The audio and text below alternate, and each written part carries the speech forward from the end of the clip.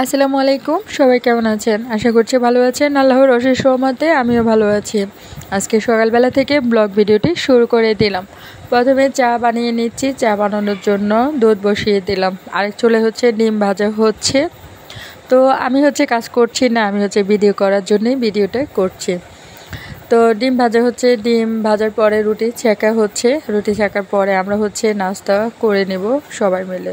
আমরা বাসায় সবাই একসাথেই নাস্তা করি, একসাথেই সব কিছু করা হয়। তারপর যে যার রুমে নিয়ে নাস্তা করে। তো সব কিছু রেডি হয়ে গেল, আমি নাস্তা নিয়ে আসলাম। আমি অর্ধেক রুটি খাই, আমি একটা রুটি নিয়ে আসছি। আর এই তো ডিম আর মজাদার চা।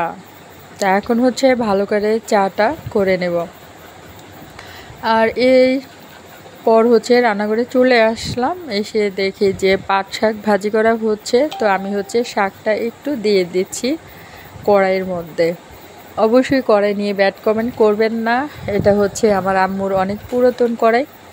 আর এক চুলায় মাছ ভাজা হচ্ছে, মাছ ভাজি করা হবে। তো আমি মাছটা দিয়ে দিচ্ছি ভিডিও করার জন্য। যেহেতু বাবার বাড়িতে আছি, তেমন কোনো কাজকর্ম নেই, কাজ করিও না, ভিডিও তেমন করা হয় না। তো মাছ দিয়ে দিচ্ছি, দিয়ে মাছটাকে একটু উল্টিয়ে নেব।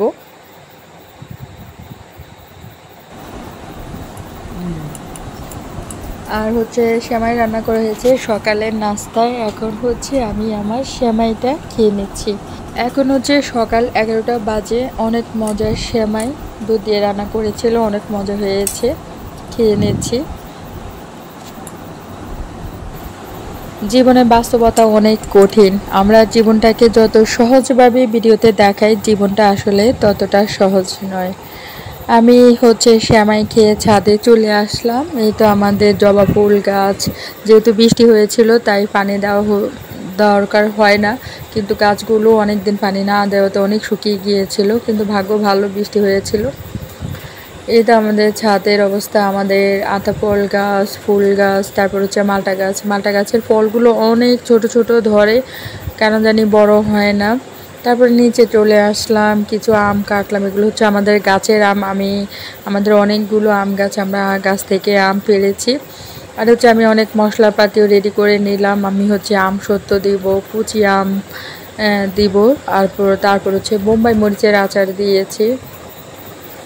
তো এটা আমি ভালোভাবে মেখে তারপর ছাদে দিয়ে আসব। যখন শুকিয়ে যাবে তখন তেলের মধ্যে ফোড়ন দিয়ে তারপর বয়ম করে রেখে দেব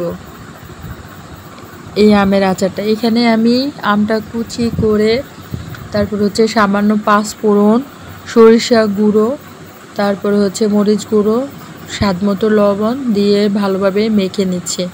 মেখে আমি ছাদে শুকানোর জন্য রেখে আসব।